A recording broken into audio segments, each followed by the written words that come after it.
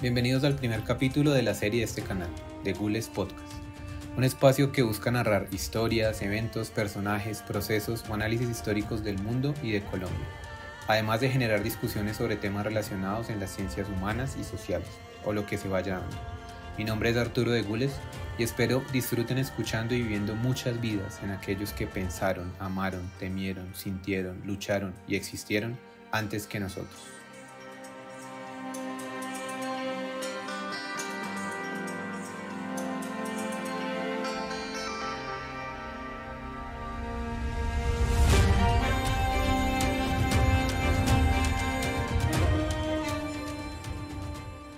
La primera serie de nuestro canal estará dedicada a uno de los temas que más fascinación ha despertado en Occidente, los caballeros templarios, estos monjes guerreros y su trágico final, que han permeado para bien y para mal toda la cultura occidental, a veces gracias a su rol en las cruzadas y en Tierra Santa y a veces gracias a toda una imaginaria esotérica y fantástica presente en libros, páginas web, memes, series y películas. Tal vez todos conocemos a los templarios gracias al Código Da Vinci y a los documentales sensacionalistas del cada vez menos histórico History Channel, como Los Templarios y el Santo Grial, Los Templarios y el Arca de la Alianza, Masones y Templarios, Los Templarios y María Magdalena, Los Templarios y el asesinato de Kennedy, Los Templarios y el hijo de Lindbergh, Los Templarios y por qué Game of Thrones terminó tan mal. En fin, alejémonos de todo ese ruido y busquemos acercarnos a las vidas de los verdaderos pobres caballeros de Cristo. Lo que las fuentes nos cuentan, lo que sabemos y lo que no sabemos.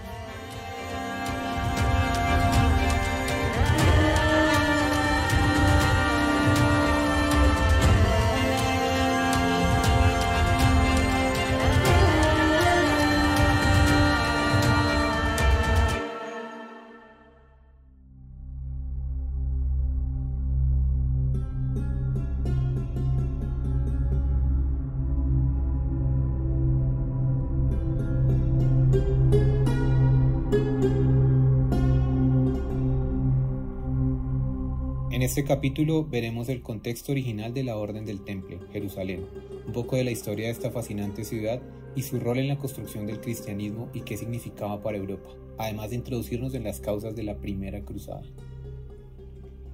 Ajusten sus audífonos, disfruten el olor del café y viajemos.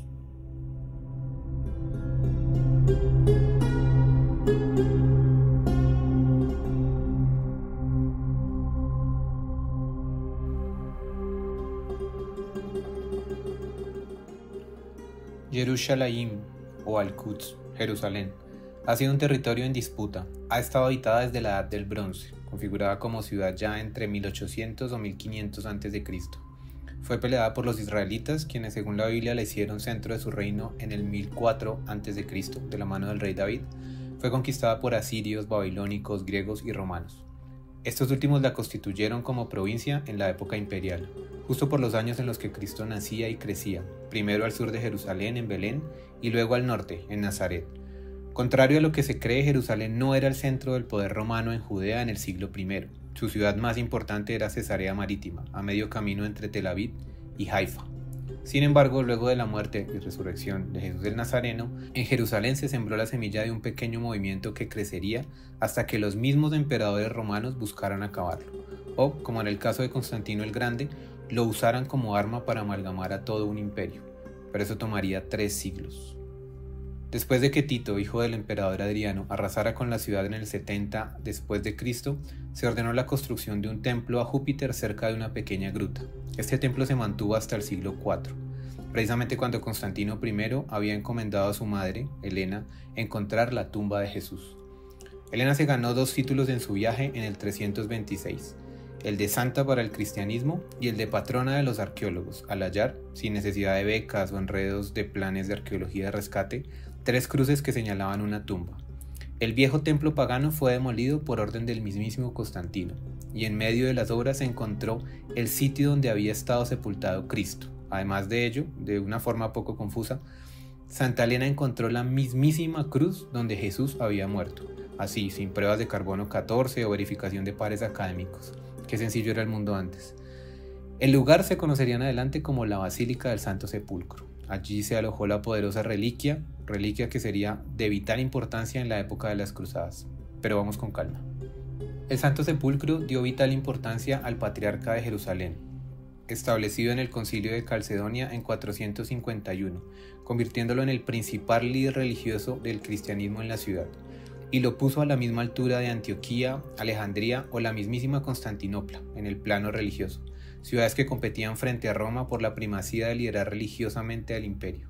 Esto sería uno de los factores que más le quitaría tiempo a los emperadores en tratar de mediar y aplacar a los poderosos líderes religiosos de estas ciudades, el eterno problema del Estado versus la Iglesia, no sé si les suena.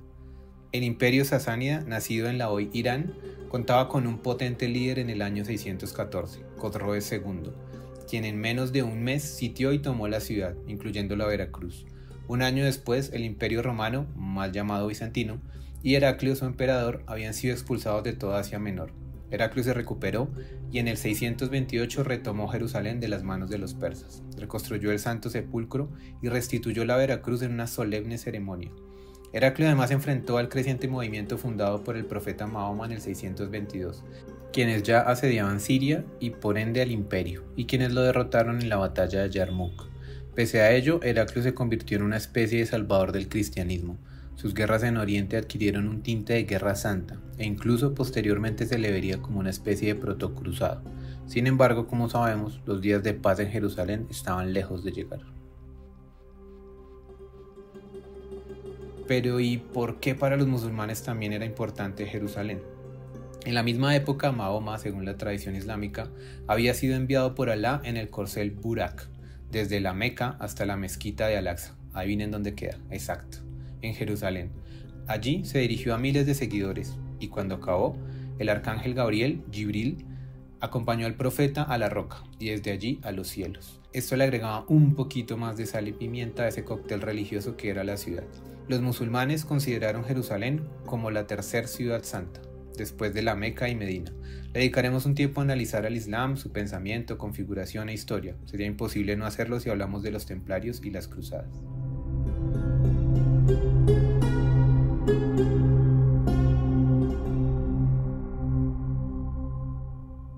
Para los musulmanes, Jerusalén era Medinat Bait al-Maqdis, perdón por mi árabe, ciudad del templo.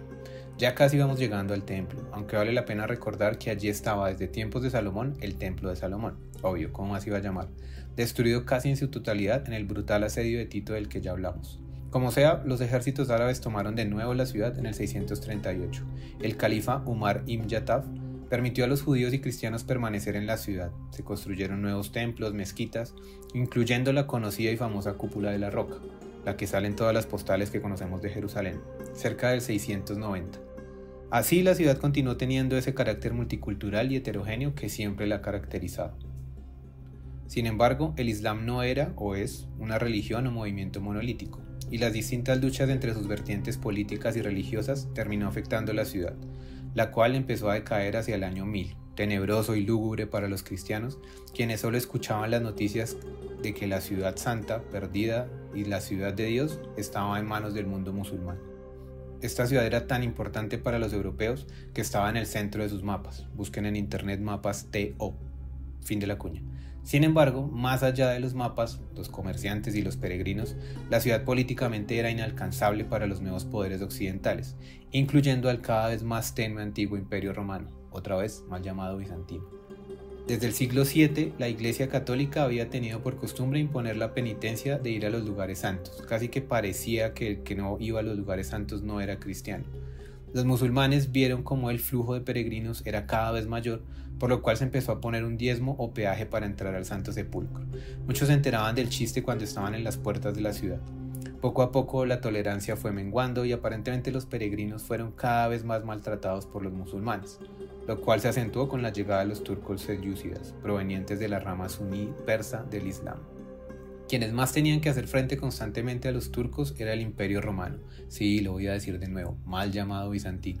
A su cabeza estaba Alejo I Comneno, quien estaba en conversaciones con el recién nombrado Papa Urbano para limar las asperezas entre los cristianos de Oriente y Occidente. Alejo, al parecer, había enviado una embajada que habló con Urbano en el Concilio de Clermont en 1095. Ana Comneno, hija de Alejo y su principal biógrafa, no nombra tal embajada.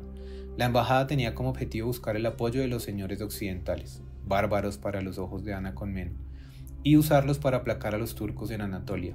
La táctica era exponer a Urbano los maltratos a los que los turcos sometían a los peregrinos cristianos, de carambola alejar a los ejércitos del Islam de Constantinopla. Urbano II dio un discurso frente a los 300 clérigos y demás asistentes del concilio, del cual conocemos 5 versiones. En algunas, como la de la Gesta Francorum, el discurso se enfocó en regañar a los nobles por sus luchas internas, los pecados y penurias que esto causaba, acusándolos de que dichas luchas eran del todo egoístas y en nada beneficiaban a la fe cristiana. En otras versiones del discurso, como la de Roberto el Monje, Urbano escribió los terribles crímenes que los turcos cometían en Jerusalén contra los cristianos: saqueos, destrucción de altares, circuncisión de cristianos, raptos de mujeres, conciertos de reggaetón, piña en la pizza y demás blasfemias. Por último, el discurso invitaba a los señores franceses y europeos a tomar las armas para salvar las tierras donde Cristo había vivido, como Carlomagno lo había hecho en el occidente de Francia, una muy buena referencia que Urbano tenía. Prometió a quienes emprendieran el viaje la salvación expresa a través de las indulgencias del mismísimo Papa de Roma. Por primera vez los belicosos nobles que se habían dedicado todo el tiempo al ejercicio de las armas podían salvar su alma y ganar unos pesitos haciendo lo que mejor sabían hacer y que los había llevado a tener tantos problemas entre ellos y con la mismísima iglesia. Es una buena táctica. Cuando hay mucho desorden y caos en la casa, enfoca a los inquietos en otra cosa. El padre Alejandro Magno, Filipo, lo hizo en Grecia y miren los resultados, y la República de Roma, cuando ya no tuvo ni Cartago ni griegos a los que combatir, empezó a mirarse el ombligo y hasta ahí llegó. Pero en fin, volvamos a Jerusalén. Según se dice, los entusiasmados asistentes gritaban Deus le volto y aplaudían a la nueva estrella de rock, el Papa Urbano. Las gentes se rasgaban las vestiduras y las convertían en cruces, símbolo de esta gigantesca empresa que se ponía de moda en toda Europa. Los señores se fueron a sus territorios a prepararse, reclutar a sus comitivas, dejar las cuentas claras en sus castillos y ahí sí emprender la cruzada. Sin embargo, quienes no tenían tanto que preparar, porque no tenían nada, se apresuraron a partir instantáneamente a Tierra Santa. Estas gentes fueron capitalizadas por un tal Pedro el Ermitaño, quien los dirigió, gracias a su personalidad de santo despojado de cualquier vanidad, en lo que se conoce como la Cruzada Popular. Se dice que esta gigantesca turba de desposeídos preguntaba en cada ciudad si efectivamente esta era Jerusalén. Perdón, su merced, ¿esta es Tierra Santa? ¿Qué le pasa, señor? Esto es Hungría. La misma Ana Comneno asegura que una plaga de langostas predijo la llegada de las gentes del Ermitaño a Constantinopla. Allí, efectivamente, saquearon y robaron lo que quisieron, obligando a Alejo a dejarlos pasar para que los turcos lidiaran con ese problema. Los turcos los masacraron en Anatolia. Los cruzados que vendrían después encontraron pilas gigantescas de cráneos en el camino. Era el único vestigio de la famosa Cruzada Popular. Los varones franceses, con un poco más de cabeza fría, se habían preparado unos meses más, dividiéndose en 4 grupos. El primero, liderado por Godofredo de Bouillon y su hermano Balduino, partieron desde Lorena, atravesaron Hungría y Bulgaria, la nefasta ruta que había seguido el ermitaño. Desde el sur de Italia partieron los normandos Bohemundo y su sobrino Tancredo, quienes atravesarían el Mediterráneo para llegar a Constantinopla. Era el punto de encuentro de todos los cruzados. Raimundo, conde de Tolosa, iría también por tierra. Y por último, Roberto de Flandes y Esteban de Blois, quienes atravesaron los Alpes e irían también por Italia. Las relaciones de los cruzados con Alejo fueron bastante pesadas y densas. Sin embargo, el hábil emperador romano logró que los franceses se declararan sus vasallos y los dejó pasar. Así, la fuerza cruzada entraba en Asia Menor, obteniendo varias victorias rápidas en Anatolia. El 3 de junio del 98, los cruzados tomaron Antioquía y unos días después Edesa, llegando en junio de 1099 a las mismísimas puertas de Jerusalén. La toma de Jerusalén, tras 40 días de asedio, fue todo menos cristiana. La matanza de civiles fue tan gigante que los mismos cronistas cristianos lamentaron después. Nadie jamás había oído ni visto una carnicería de paganos como aquella. Se había dispuesto hogueras a modo de linderos y nadie, excepto Dios, conocía su número, nos dice Guillermo de Tiro. Inmediatamente Jerusalén se convirtió en la capital del reino cruzado. Se le ofreció la corona a Godofredo, quien la rechazó, aceptando solo el título del Salvador del Santo Sepulcro. Sabía el chicharrón que significaba ser rey. El título fue dado a su hermano Balduino, coronado en la Navidad de 1100 como rey de Jerusalén por el mismísimo patriarca de la ciudad. El aparente éxito de los cristianos estaba mediado por las divisiones mismas del Islam, por una parte los turcos selyúcidas sunitas y por otra los fatimíes de carácter árabe y arraigo chiita. Más adelante veremos de dónde venían estas divisiones en el mundo del Islam, las cuales continúan hasta hoy. Lo anterior había hecho que los cruzados se enfrentaran a grupos aislados, que además subestimaron a los ejércitos franco-normandos, o frani para los amigos del Islam. Los cruzados en Tierra Santa replicaron lo que conocían, una serie de estados no unificados que respondían a jefaturas personales y que nunca lograron agruparse o trabajar de una forma completamente conjunta. Ese sería precisamente uno de los huecos que llenaría con el tiempo los templarios. A esto se sumó que fue un territorio acorralado contra el mar. Si bien esto podía ser una ventaja, dicha ventaja solo fue explotada con fines comerciales por venecianos y genoveses. Pero en términos militares, los cruzados no tenían cómo replegarse y rearmarse, mientras que su contraparte disponía de Arabia, Asia e incluso el norte de África para retomar fuerzas. Como fuera, el mapa quedó configurado de la siguiente forma, imagínenselo en la cabeza. En el sur de Anatolia estaba el reino de Armenia Menor, limitando al oriente con el condado de Edesa, y más al sur con el principado de Antioquía, todo esto en lo que hoy más o menos es la actual Turquía. Más al sur estaba el condado de Trípoli, hoy occidente de Siria y parte del Líbano, y por último, aún más al sur, el reino de Jerusalén, que iba desde Beirut hasta Gaza, y desde el Mediterráneo hasta más al oriente del lago de Tiberíades y el Jordán, y el Mar Muerto, siendo generalmente su límite más oriental la fortaleza de Kerak, es decir, los actuales territorios de Palestina, Israel y Jordania. El reino disponía de todos los lugares santos, sin embargo, los condados y el principado disponían de importantes bastiones militares y económicos. Pese a esta organización política, la seguridad del reino aún no estaba consolidada. Tan pronto como Jerusalén fue tomada, muchos señores y seguidores habían dicho tacho y me voy. Su penitencia estaba cumplida y regresaron como pudieron y con lo que pudieron a Europa. Godofredo de Bouillon disponía solamente de 300 caballeros cuando todo el mundo se fue. Y la seguridad de los peregrinos no estaba garantizada. Los caminos eran terriblemente peligrosos y el rey de Jerusalén no tenía cómo asegurarlos. En este contexto nacería la Orden de los Pobres Caballeros de Cristo, lo que veremos prometido en el próximo capítulo.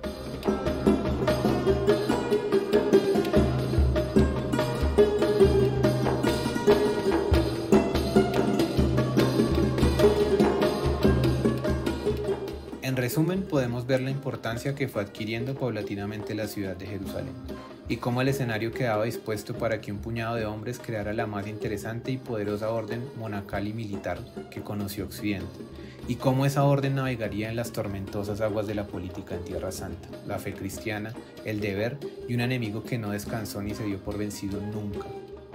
Ese será nuestro próximo viaje a Tierra Santa.